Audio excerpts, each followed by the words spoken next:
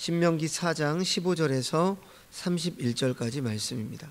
오늘 우리가 살펴볼 말씀은 모세가 가나안 땅 입성을 앞에 둔 출애굽 2세대들에게 가나안 땅에 들어가서 이제 우상을 만들어 섬기지 말라 이렇게 권면하는 말씀입니다. 모세는 지금 호렙산의 경험을 말하면서 이스라엘 백성들에게 우상 숭배를 경계하고 있습니다. 15절 말씀을 보시면 호렙산 불길 중에서 너희에게 말씀하시던 날에 너희가 어떤 형상도 보지 못하였은즉 너희는 깊이 삼가라 이렇게 말했습니다. 어제 보면 12절에서도 어떤 말씀이 있냐면 그 말소리만 듣고 형상은 보지 못하였느니라 이미 말씀을 하셨습니다. 하나님의 말씀을 들었습니다. 그러나 하나님의 형상은 보지 못했죠. 이것을 지금 오늘 본문은 뭐라고 말합니까? 깊이 삼가라, 생각하고 깊이 삼가라, 즉 조심을 하라는 것이죠. 그러니까 하나님을 형상화시키는 일을 하지 말라는 뜻입니다. 그래서 16절에서 18절 말씀을 이제 보시면 그 당시 그리고 고대 근동에서 만들었던 여러 형상들을 열거하고 있죠. 16절을 보시면 남자의 형상, 예를 들어서 가나안의 바알신이 남자를 뜻하죠. 여자의 형상 아세라상입니다. 그리고 17절에 땅에 있는 짐승의 형상 애굽의 아피스 신인데요. 그리고 이스라엘 백성들도 뭘 만들었죠? 금송아지를 만들었었죠. 그리고 하늘을 나는 날개 있는 새의 형상 18절에 땅 위에 있는 곤충의 형상. 여기서 곤충은 원래 기어다니는 것, 민첩하게 움직이는 것 이런 것을 의미하는 단어인데요. 파충류도 이에 속하죠. 그래서 뱀 같은 것, 애굽에서는 뱀도 섬겼죠. 그리고 또 땅 아래 물속에 있는 어족의 형상, 이런 형상들이 지금 열거되고 있는데 이런 것들은 이스라엘 백성들이 지금 살아가는 세계에서 직면해야 하는 것들입니다. 이스라엘 백성들이 살아가는 세계에서는 이런 형상들을 만들어 놓고 신으로 숭배했습니다. 그리고 자신들의 인생의 주인으로 숭배했죠. 하지만 그때뿐이었을까요? 아니죠. 지금도 동물을 숭배하기도 하고 여전히 피조물을 숭배하는 그러한 인간들의 우상성을 우리가 보게 됩니다. 자, 그리고 19절을 보시면 이제 어떤 짐승이 아니라 해와 달과 별들, 하늘 위의 천체들을 경배하여 섬겼다. 자, 이런 것들은 다 하나님께서 만드신 것이죠. 그런데 이것이 신비롭다고 해서 경배를 하는 것입니다. 자, 19절 하반절쯤을 보시면 이 만든 천체 이런 것들은 어떻게 만드신 거죠? 여호와께서 천하 만민을 위하여 배정하신 것이다. 그래서 천하 만민, 즉 우리 인간들을 위해서 이 해와 달과 별들 이런 것들을 배정하신 것이죠. 그런데 인간들을 위해서 배정하신 것들을 지금 인간들은 어떻게 한다는 거죠? 섬긴다는 것입니다. 자, 그래서 예를 들어 태양을 신으로 숭배했을 때 그 애굽의 그 라라고 하는 그 신이 태양신이죠. 태양신 숭배가 그런 것을 우리가 확인을 할 수 있죠. 그리고 20절을 보시면 하나님께서 애굽에서 인도하여 내신 사실을 이제 말씀을 하시는데 애굽 사람들이 숭배했던 신은 아무것도 아니다. 이것을 말씀하고 있죠. 애굽에 내린 10가지 재앙은 애굽의 신들이 모두 다 가짜임을 드러내는 것이기도 한 것이죠. 그런 신들은 아무것도 아니다, 거짓이다, 우상이다 이런 사실을 이스라엘 백성들은 어떻게 했습니까? 직접 경험을 했습니다. 그러니까 그런 것들을 경배하여 섬기는 짓을 하지 말라고 하나님은 말씀을 하십니다. 우리 옆나라 일본은 지금도 신사를 숭배하죠. 신사가 뭡니까? 나무나 산, 큰 바위 등에 신이 깃들어 있다는 그런 생각에서 숭배를 하고 시족의 조상신을 만들고 전쟁광인 인간을 신격화시키는 그런 행동을 또 하고 있죠. 성도 여러분, 오늘 본문의 15절 말씀, 우리는 이 말씀을 깊이 생각하고 명심해야 합니다. 너희가 어떤 형상도 보지 못하였은즉 너희는 깊이 삼가라. 하나님을 보신 분 계세요? 뭐 꿈속에서 하나님을 보았다, 그리고 기도하다가 하나님을 보았다, 이렇게. 하나님이 그런 모습일까요? 모르죠. 하나님은 영이시니까 우리가 알 수가 없습니다. 우리가 상상하는 어떤 모습이겠죠. 그러니까 우리는 사실 형상으로 만들고 싶어하는 그런 욕망들이 있죠. 그래서 하나님께서는 형상을 보지 못했으니까 하나님을 형상화시키는 작업을 하지 말라는 것입니다. 우상화시키지 말라는 것이죠. 하나님은 형상화될 수 없는 분이시기 때문에 형상화되어 있는 것은 다 거짓입니다. 아무튼 이 말씀의 근본 의미는 우상을 숭배하지 말라는 것이죠. 하나님께서 얼마나 우상을 미워하시고 싫어하시는가 잘 말씀해 주고 있습니다. 그러면 우상이란 무엇일까요? 쉽게 이렇게 생각을 하면 되는 것이죠. 하나님과 우리의 관계를 가로막고 있는 것이 있다면 그것은 다 우상이라고 말할 수가 있습니다. 하나님 외에 우리의 마음을 사로잡는 것이 있다면 그것은 다 우상이라고 할 수 있죠. 그것이 즐거움이 되고 그것이 의미가 되고 그것을 위해서 살게 되는 것이 바로 우상입니다. 우리 주님께서 가장 경계한 우상은 무엇일까요? 신약 성경을 보면 대표적으로 마태복음 6장 24절을 보시면 한 사람이 두 주인을 섬기지 못한다 이렇게 말씀하시면서 하나님과 뭐라고 말합니까? 재물을 겸하여 섬기지 못한다 이렇게 말씀하셨습니다. 예수님께서는 돈이라고 하는 것을 우상으로 보셨습니다. 왜냐하면 이것은 오늘날에도 현대인들이 가장 중요하게 여기는 우상이기 때문이죠. 부한 사람도 가난한 사람도 이 돈이라는 우상에 빠지기 쉽습니다. 돈이 만능인 사회이기 때문에 그렇게 보이죠. 사람에게 모든 행복을 가져다 주는 것처럼 보입니다. 하나님도 돈을 위해 이용합니다. 물론 돈이 많아서 50평, 60평짜리 집에서 살면 좋겠지만 24평, 열몇 평에 살아도 못 사는 건 아니잖아요. 좁고 좀 불편할 뿐이지. 우리가 마음을 바꾸면 살 수 있는데 더 큰 집을 소망하고 열망하고 그렇게 살지 못하면 인생의 패배자인 것처럼 생각하는 우리의 마음에 문제가 있는 거죠. 그러나 돈이 우상이 될 수 없는 것이죠. 우리에게는. 그렇다면 우상의 근본 뿌리는 무엇일까요? 우상이 실제로 존재하는 것입니까? 아니죠. 16절 앞부분 말씀을 보시면 우상의 근본이 무엇으로부터 시작되는지 오늘 본문은 말씀하고 있습니다. 그리하여 스스로 부패하여 자기를 위해 이렇게 말씀을 하죠. 이 말씀을 보면 부패한 인간의 마음으로 인해서 우상이 존재하게 되었다 이렇게 말합니다. 부패하다라고 하는 이 말은 타락하다, 썩었다라는 말이죠. 하나님을 떠나 있는 상태입니다. 그래서 그 마음이 썩어 있습니다. 마음이 깨끗하면 우상을 숭배하지 않을 것인데 마음이 썩어 있기 때문에 우상을 만듭니다. 그래서 이러한 부패한 사람의 마음의 특징이 무엇입니까? 자기를 위해서 삽니다. 자신을 위해서 살아가죠. 하나님께서 창조하신 정상적인 사람은 하나님의 영광을 위하여 살아가는 자들입니다. 그러나 부패한 인간의 마음의 특성은 자기를 위하여 살아가죠. 신명기 5장을 보시면 10계명이 이제 나옵니다만 두 번째 계명을 보시면 자기를 위하여 새긴 우상을 만들지 말라. 하나님은 이렇게 딱 꼬집어서 말씀하십니다. 그러므로 10계명을 말씀하시기 전에 우상 숭배에 대해서 이렇게 상세하게 말씀하시는 것은 인간이 얼마나 우상을 숭배하는 것을 잘하는지 알리는 것이죠. 그러므로 스스로 삼가라, 스스로 조심하라는 것입니다. 자, 계속해서 20절 말씀 보시면 하나님께서 이스라엘 백성들을 택하셨다라고 하시죠. 그리고 쇠 풀무 애굽에서 인도하여 내셨다 이렇게 말씀하십니다. 애굽을 지금 쇠 풀무라고 말씀하고 계시는데 그만큼 고생하고 힘든 노예 생활을 표현한 것이죠.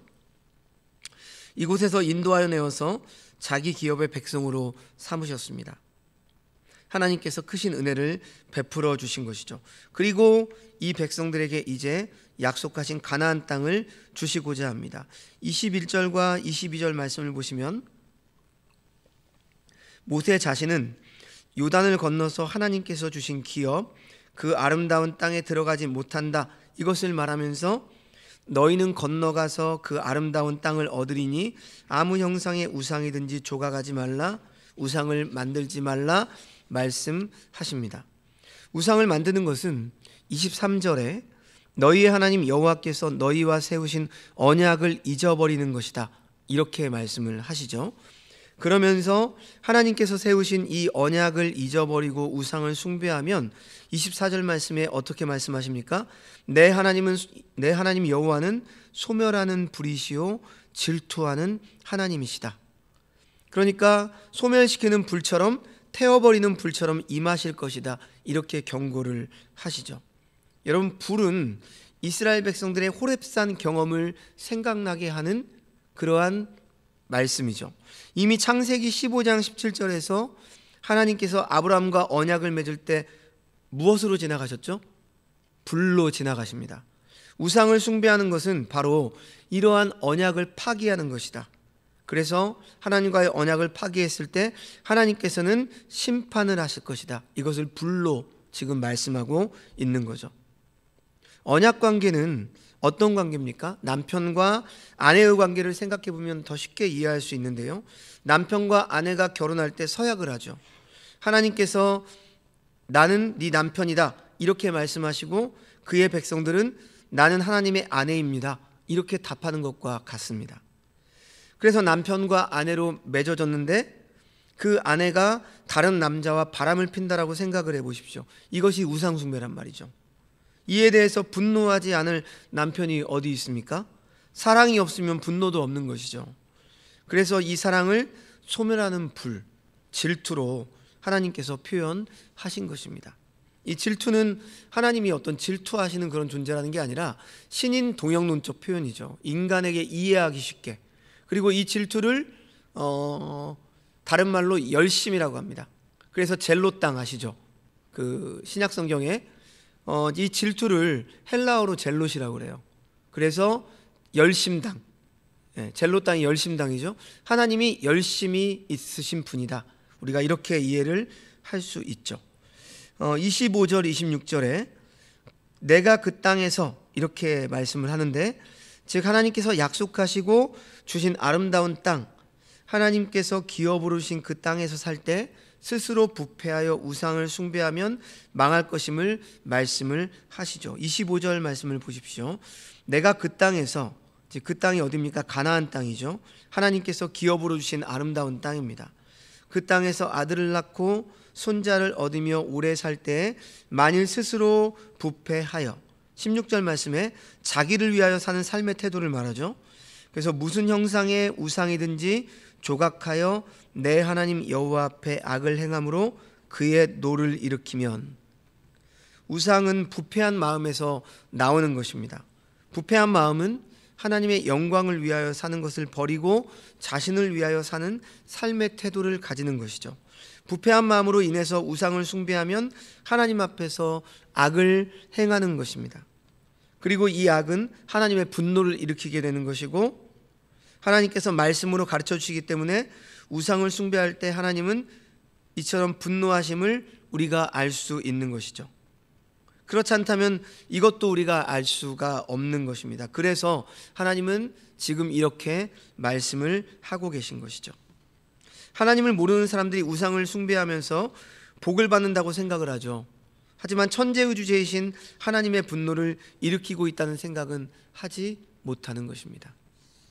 만일에 하나님께서 말씀으로 우상을 숭배하지 말라고 하셨음에도 불구하고 우상을 숭배한다면 26절에 내가 오늘 천지를 불러 증거를 삼는다, 이렇게 말씀하시죠. 그러면서 세 가지가 너희에게 있을 것이다, 이렇게 말씀을 하십니다. 26절 보시면 첫째, 속히 망할 것이다, 이렇게 말씀하시죠. 너희가 요단을 건너가서 얻는 땅에서 속히 망할 것이라. 너희가 거기서 너희의 날이 길지 못하고 진멸될 것이니라. 망한다는 것, 진멸된다는 것, 이스라엘 백성들은 보았습니다. 무엇인지 알죠. 이스라엘 백성들이 애굽이 하나님에 의해서 심판당하는 것을 직접 눈으로 보았죠. 그리고 가나안 땅에 들어가서 전쟁할 때 죄로 인해서 망하는 민족들을 보게 될 것이고 진멸당하는 것을 보게 될 것입니다. 그런데 우상을 숭배하면 이스라엘 백성들은 요단을 건너가서 얻는 그 땅에서 속히 망한다는 것이죠. 보통 사람들이 우상을 숭배할 때는 복을 받고 화를 면하겠다는 생각을 하는데 우상 숭배는 그런 길이 아니라 속히 망하는 길이다. 하나님은 이렇게 말씀을 하십니다. 자, 둘째로 가나안 땅에서 추방되어 포로로 끌려갈 것이다. 27절 말씀을 보십시오. 여호와께서 너희를 여러 민족 중에 흩으실 것이요 여호와께서 너희를 쫓아 보내실 그 여러 민족 중에 너희의 남은 수가 많지 못할 것이며. 여러분, 가나안 땅이 왜 아름다운 땅이고 좋은 땅입니까? 그 땅의 환경이 좋아서일까요? 저는 이스라엘 안 가봤는데요, 이스라엘 돌산이에요. 그렇게 좋은 땅의 환경이 아닙니다. 가나안 땅이 좋은 땅인 이유가 뭘까요?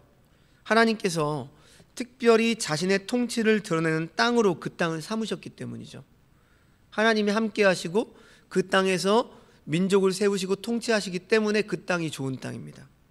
하나님께서 특별히 하나님의 은혜의 통치를 드러낸 땅으로 택했기 때문에 좋은 땅이죠.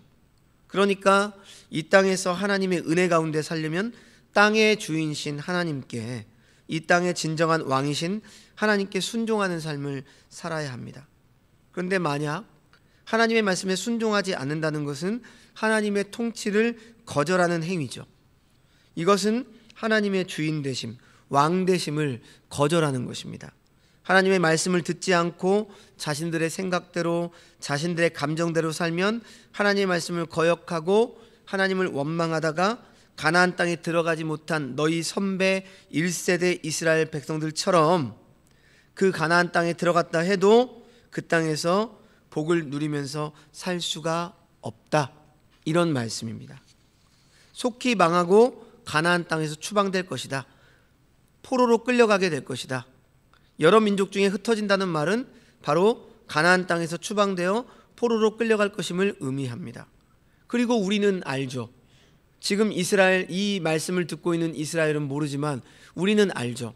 성경을 통해서 이들은 실제로 그렇게 살았고 하나님 말씀을 잊어버렸고 우상을 숭배했습니다. 가나안 땅에 들어가서 보니까 풍요롭고 이러한 모든 이유가 그들의 신을 섬겼기 때문에 이렇게 풍요롭지 아니하냐, 그러면서 하나님을 섬기며 가나안 그 신들을 섬겼죠. 바알 신, 아세라 신을 섬겼죠. 그 결과는 무엇이었습니까? 결국은 나라가 망해서 흩어지게 되고 포로로 끌려가게 되는 것이죠.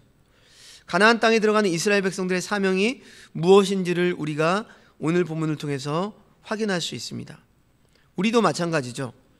이 세상에서 하나님 나라의 백성으로 살아가는 백성의 사명이 무엇인가? 오늘 말씀을 통해서 우리도 우리의 사명을 다시 한번 점검을 해봐야 하는 것입니다. 우상을 물리치고 하나님의 통치를 제대로 받으면서 살아가야 되는 것이죠. 하나님의 백성다운 삶을 살아내야 되는 것이고, 그것은 바로 하나님의 말씀에 순종하여 하나님의 백성다운 모습을 드러낼 때 가능한 것입니다. 이것이 우리의 사명이죠.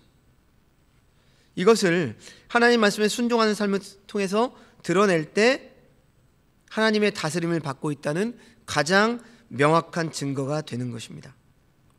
자, 28절 말씀을 보시면 셋째로 헛된 삶을 살게 될 것이다, 이렇게 말씀을 하죠.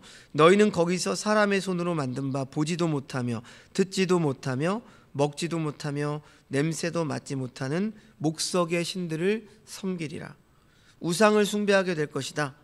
우상은 사람의 손으로 만든 것이다, 이렇게 말씀하시죠. 우상은 눈이 있지만 보지 못하고, 귀가 있지만 듣지 못하고, 입이 있지만 먹지 못하고, 코가 있지만 냄새를 맡지 못합니다. 그러니까 헛된 것이고 가치가 없는 것들이죠. 자, 이제 29절에서 마지막 31절 말씀, 이 말씀을 보시면 하나님께서는 이스라엘 백성들을 이제 이런 상태로 끝날 것이 아니다, 이렇게 말씀을 하십니다. 더 나아가서 이스라엘 백성들에게 소망을 주시는 말씀을 하시죠. 29절 말씀을 보십시오. 그러나 내가 거기서 내 하나님 여호와를 찾게 되리니 만일 마음을 다하고 뜻을 다하여 그를 찾으면 만나리라. 우상 숭배로 인해서 그런 처지에, 그런 상태에 처해 있을 때 하나님 앞에서 자신들이 우상 숭배를 한 것이 잘못됨을 깨닫고 회개하여 다시 하나님을 찾게 될 때, 마음을 다하고 뜻을 다하여 하나님을 찾게 될 때 하나님은 만나 주시겠다, 이렇게 말씀을 하시죠. 근데 여러분, 이 말씀은 우상을 버리는 것을 전제하고 하시는 말씀임을 우리가 기억해야 합니다. 우상을 버리고 마음과 뜻을 다하여 하나님을 찾고 구하면 만나 주시겠다는 약속의 말씀이죠. 바로 이것이 은혜의 말씀입니다. 여기에서 우리가 알 수 있는 하나님의 깊으신 뜻은 무엇입니까? 이스라엘 백성들이 하나님의 진노로 흩어지게 된 것은 결국 하나님께로 돌아오도록 하고자 하는 하나님의 선하신 뜻이 있는 일이라는 것이죠. 그러니까 우리가 예를 들어서 이 땅에서 믿음으로 살다가 어떠한 헛된 우상에 빠져서 그렇게 살아가다가 그냥 그렇게 망하지 않게 하시겠다는 거예요. 하나님께서 흩어버리시거나 직접 쳐서라도 어떻게 하시겠다는 겁니까? 하나님을 찾게 하시겠다는 거죠. 그것이 우리에게 은혜라는 것입니다. 그래서 고난은 하나님의 말씀을 듣도록 하는데 의미가 있다는 것이죠. 30절의 말씀을 보십시오. 이 모든 일에 내게 임하여 환난을 당하다가 끝날에 내가 내 하나님 여호와께로 돌아와서 그의 말씀을 청종하리니.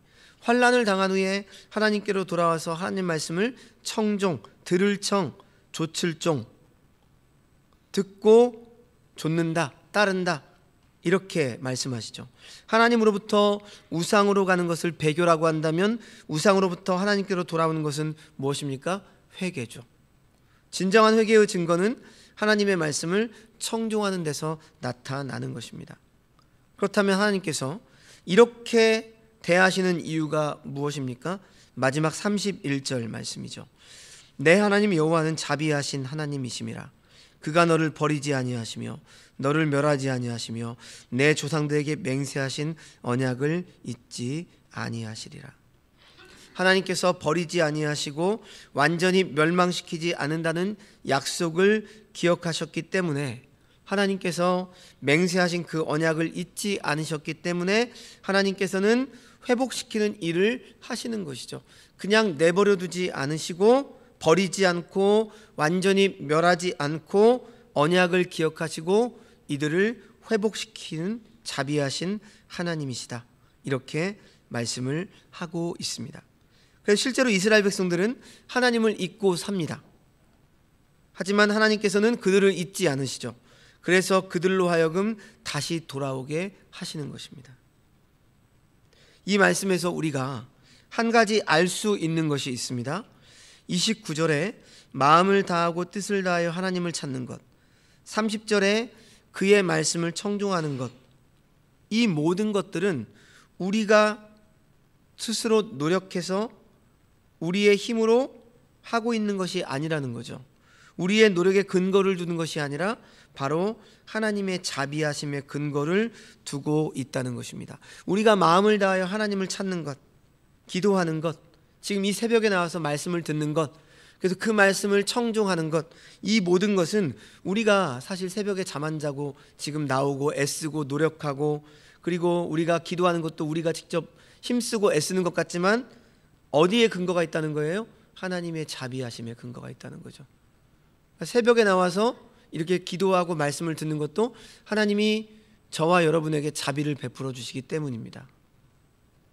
오늘 말씀을 통해서 우리는 하나님 앞에서 우리가 어떻게 살아야 할 것인지를 발견합니다. 믿음을 따라서 언약하시는 하나님을 바라보고 우리의 앞서 실패한 이스라엘의 모습을 바라보고, 성경이 왜 주어졌습니까? 말씀대로 살아감, 그리고 말씀대로 살아가지 않았던 이들의 실패한 모습, 진멸당하는 모습, 징계당하는 모습, 이런 모습을 바라보고 언약 안에서 신실하게 살아가는 주의 백성들이 되기를 다짐하는 것이죠. 우리가 하나님의 백성으로 살아갈 때 하나님께서 우리를 향하여 주시는 은혜는 말로 표현할 수 없는 놀라운 은혜인 것입니다. 약속의 말씀을 믿음으로 받는 이들에게 하나님의 언약적 복이 함께 계실 것을 확신하시기 바랍니다. 그러면서 그 어떤 우상적인 요소들을 우리의 삶에서 늘 몰아내시고 하나님의 말씀을 청종하며 하나님께 영광 돌리는 삶을 살아가시는 주의 백성들이 되시기를 축원합니다. 기도하겠습니다. 하나님 아버지, 오늘 말씀을 통해서 우리는 지금 누구에게, 어떤 존재에게 지배당하고 있는지를 돌아보게 하여 주옵소서. 우리를 구원하신 하나님이 아닌 세상의 헛된 우상에게 지배당하고 있다면 이제 그러한 삶을 단호히 끊어내게 하여 주시옵소서. 우리의 마음속 깊은 곳에 자리 잡은 우상을 철저히 파괴하게 하옵시고 하나님의 말씀을 청종하는 자들이 되게 하여 주옵소서. 그래서 자비로우신 하나님을 삶의 최고의 자리에 모시며 하나님 중심의 믿음의 삶을 살아가는 우리 모두가 되게 하여 주시옵소서. 모든 말씀 예수님의 이름으로 기도합니다. 아멘.